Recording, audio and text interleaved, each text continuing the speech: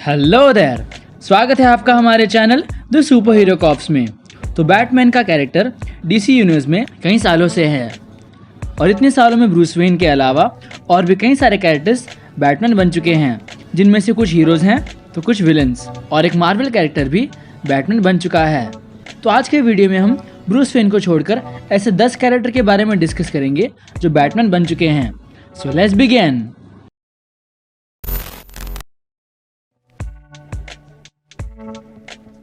तो नंबर 10 पर है थॉमस वेन।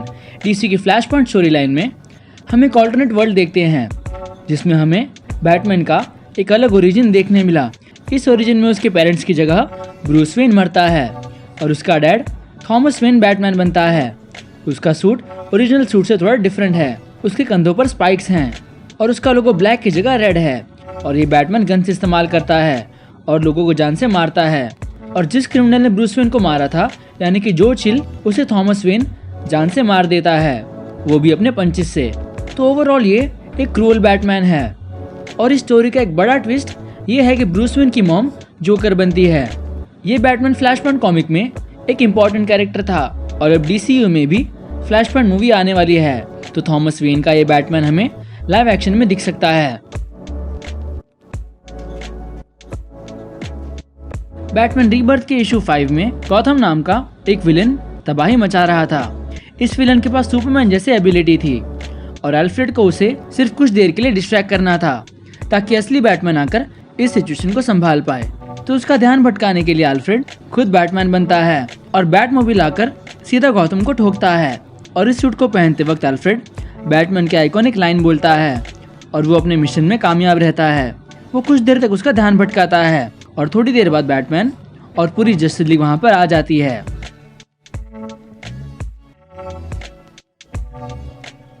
तो जेसन टॉड एके रेड हुड से तो आप सब वाकिफ ही होंगे। जेसन टॉड बैटमैन का सेकंड रॉबिन था जिसे जोकर ने मार दिया था। पर जैसे कि हमें पता है कि कॉमिक्स में ज्यादा देर तक कोई मरा हुआ नहीं रहता, तो वो रेजरेक्ट होकर आता है और अब वो भी क्राइम से फाइट करने लगता है और उसके तरीके वायलेंट रहते हैं। रेजरेक्ट होने के बाद वो रेड हुड की आइडेंटिटी अडैप्ट करता है।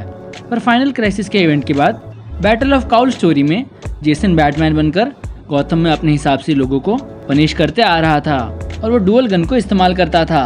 इसी समय के दौरान टीम ड्रेक भी बैटमैन बनता है और उन दोनों की फाइट होती है। जेसन टीम के छाती में बैटरैंक घुसा देता है और टीम को ऑलमोस्ट मार देता है, पर डिक ग्रेसन एके नाइट विंग उसे हरा देता है। उसके बाद जेसन बैटमैन बनना छोड़ देता है।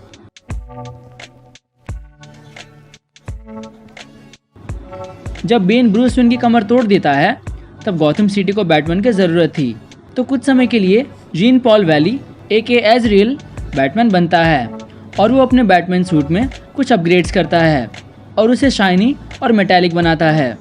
वो बहुत ही स्किल्ड और पावरफुल था और बैटमैन बनने के लिए अच्छा कैंडिडेट भी था, पर वो भी अपने आप से कंट्रोल खोते जाता है और क्रिमिनल्स को बुरी तरीके से मारने लगता है। पर रिकवर होने के बाद ब्रूस वेन बैटमैन बनकर उसे हरा देता है। तो नंबर 6 पर है ब्रूस वेन का बेटा डेमियन वेन। तो डीसी कॉमिक्स की डीसी स्टोरी लाइन एक ऑल्टरनेट यूनिवर्स में प्लेस लेती है। इस यूनिवर्स में एंटी लाइफ इक्वेशन की करप्ट वर्जन की वजह से सभी लोग ज़ॉम्बीज बनने लगते हैं और ये वायरस बैटमैन को भी अफेक्ट करता है। पर वो ज़ॉम्बी बनने के पहले डेमियन वेन को बताता है कि उसने डेमियन के लिए एक बैटमैन सूट बनाया था। ये सूट वो उसे सही समय पर देना चाहता था, पर अब उसके लिए देर हो चुकी है। तो वो डेमियन को सूट देकर उसे नया बैटमैन बनाता है और मर जाता है। पर डेमियन सोचता है कि वो इस चीज़ के लिए तैयार नहीं है, पर अल्फ्रेड और सुपरमैन उसे एनकरेज करते हैं, तो वो फाइनली बैटमैन बनता है। एक और अल्टरनेट फ्यूचर में डिक ग्रेसन मर जाता है और डेमियन वेन बैटमैन बनता है। इस फ्यूचर में डेमियन वेन एक क्रूअल बैटमैन बनता है। तो अगर हम देखने जाएं तो ज़्यादातर लोग बैटमैन की मोरालिटी झेल नहीं पाते और एक समय के बाद क्रूअल बन जाते हैं। तो नंबर 5 पर बैटमैन का one of the strongest villain है जो है बेन। उसके पास खतरनाक स्ट्रेंथ के साथ साथ इंटेलिजेंस भी है। तो न्यू 52 की forever evil Arkham war story line में बैटमैन गॉथम में नहीं था, तो सभी विलन्स गॉथम को टेक ओवर करने लगे थे और आपस में लड़ने लगे। बेन बहुत ही स्ट्रॉन्ग था पर उसे बाकी विलन्स में डर जगाना था तो वो अपना खुद का एक बैटसूट बनाता है और वो कई सारे विलन्स को हराता है और गॉथम सिटी को टेक ओवर कर लेता है। पर कुछ समय बाद बैटमैन वापस आ जाता है और बेन को हरा देता है। तो बेन बहुत ही कम समय के लिए बैटमैन बना था, पर उसका अपीयरेंस बाकी लोगों से बिल्कुल अलग था।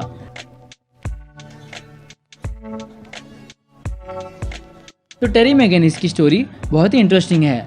अमेंडा वॉलर टेरी के डैड में एक ऐसा नैनोटेक सोल्यूशन इंजेक्ट करती है जिससे उसके रिप्रोडक्शन जीन्स में ब्रूस वेन का डीएनए होगा, यानी कि उसका लड़का एक तरह से ब्रूस वेन का क्लोन होगा, जो था टेरी मैगनिस। तो उसकी स्टोरी फ्यूचर में प्लेस लेती है। ब्रूस वेन को बैटमैन बने हुए बहुत ही समय हो चुका है और अब वो बूढ़ा होते जा रहा था। वो एक नया सूट बनाता है जिससे उसकी स्ट्रेंथ बूस्ट हो जाती है और उड़ने की एबिलिटी आ जाती है। पर अपनी उम्र की वजह से वो इस सूट के साथ भी ठीक से क्राइम से फाइट नहीं कर पा रहा था, तो वो रिटायर हो जाता है। कई सालों बाद टेरी मैगनिस बैटकेव डिस्कवर करता है, पर ब्रूस वेन उसे वहाँ से भगा देता है।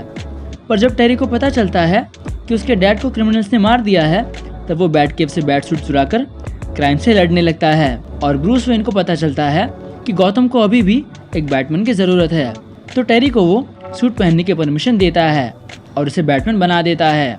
और इस कैरेक्टर के बारे में एक फन फैक्ट ये है कि ये सबसे पहली बार कॉमिक्स में नहीं बल्कि टीवी शो में इंट्रोड्यूस हुआ था और वो इतना फैन फेवरेट बन गया कि उसे कॉमिक यूनिवर्स में भी लाया गया। तो डिक ग्रेसन बैटमैन का सबसे पहला रॉबिन है और वो बैटमैन की शैडो से निकलकर अपनी एक नई आइडेंटिटी बनाता है और बनता है नाइटविंग। पर वो एक से ज़्यादा बार बैटमैन भी बन चुका है। बैटमैन प्रोडिगल स्टोरी लाइन में वो बैटमैन बनता है। ये स्टोरी भी जीन पॉल के बैटमैन बनने के बाद प्लेस लेती है। जब बेन बैटमैन की कमर तोड़ देता है, ब्रूस अभी भी पूरी तरह से रिकवर नहीं हुआ था और जीन पॉल की बैटमैन स्टोरी तो हमने देखी। तो ब्रूस वेन नाइटविंग को बैटमैन बनने कहता है और वो फाइनली बैटमैन की केप और सूट पहनता है। और इस समय टिम ड्रेक भी उसका रॉबिन बनकर रहता है। एक और समय जब डिक ग्रेसन बैटमैन बनता है वो है battle of cowl story line में।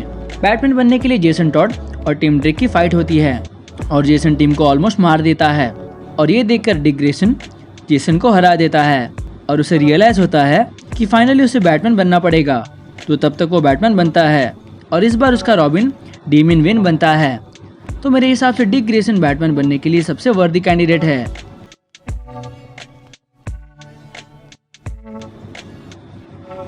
तो अगर आपने हमारे DC versus Marvel story line देखी होगी तो आपको पता ही होगा। तो 1996 में डीसी और मार्वल ने क्रॉसओवर कॉमिक रिलीज की जिसमें दोनों यूनिवर्स के कैरेक्टर्स टकराते हैं और एक समय पर मर्ज हो जाते हैं।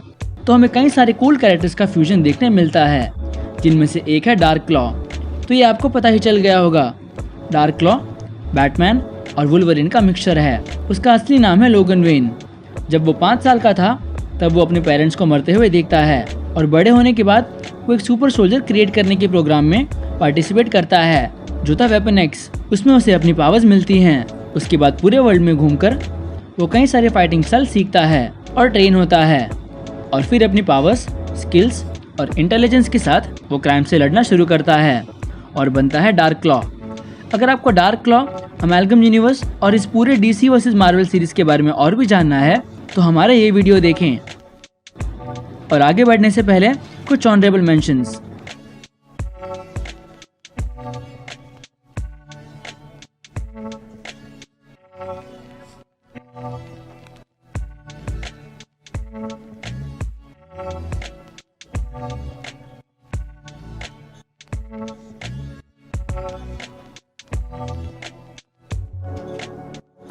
तो सुपरमैन एक से ज़्यादा बार बैटमैन बन चुका है। सुपरमैन स्पीडिंग बुलेट्स एक ऑल्टरनेट स्टोरी लाइन है जिसमें कायल गॉथम सिटी में लैंड होता है और थॉमस और मार्था वेन उसे अडॉप्ट करते हैं और उसे ब्रूस नाम देते हैं। तो क्लासिक बैटमैन ओरिजिन की तरह यहाँ भी उसके पेरेंट्स मारे जाते हैं और इस बार वो उस क्रिमिनल को अपनी लेज़र बीम से मार देता है और हमेशा के लिए वेन मैनर में ही रहता है और कभी बाहर नहीं निकलता। और जब वो बड़ा हो जाता है तब एक बार वेन मैनर पर अटैक होता है तो उसे फ्लैशबैक्स याद आते हैं और उन्हें हराने के बाद वो फाइनली डिसाइड करता है कि वो क्राइम से लड़ेगा और ऐसे वो बैटमैन बनता है। उसके सूट में हमें ज़्यादा कुछ अलग देखने नहीं मिलता। उसका फेस अब पूरी तरह से कवर्ड था और उसका बैट सिंबल अब सुपरमैन के ट्रायंगल शेप में था। सुपरमैन दी एनिमेटेड सीरीज में भी ये एक बार हो चुका था इस स्टोरी में ब्रूस वेन डिसअपीयर हो जाता है और सुपरमैन ये डिस्कवर करता है कि गौथम को एक बैटमैन की ज़रूरत है। तो जब तक वो लोग ब्रूस वेन को ढूंढ नहीं लेते तब तक वो बैटमैन बनता है। तो जब सुपरमैन बैट सूट पहनकर बैटमैन के विलन से लड़ता है तब हमें बहुत ही एंटरटेनिंग सीन्स देखने मिलते हैं। सो गाइस, तो इन 10 कैरेक्टर्स में से कमेंट करें अपना फेवरेट बैटमैन। पर्सनली इन 10 में से मेरा फेवरेट है टेरी मैगेनिस, क्योंकि उसकी स्टोरी बहुत ही इंटरेस्टिंग है और उसका सूट डिज़ाइन और पावर्स भी बहुत कूल हैं। तो कमेंट करें अपना फेवरेट, और वीडियो पसंद आई तो लाइक करें और हमें सब्सक्राइब करें। This is super hero cops and thanks for watching.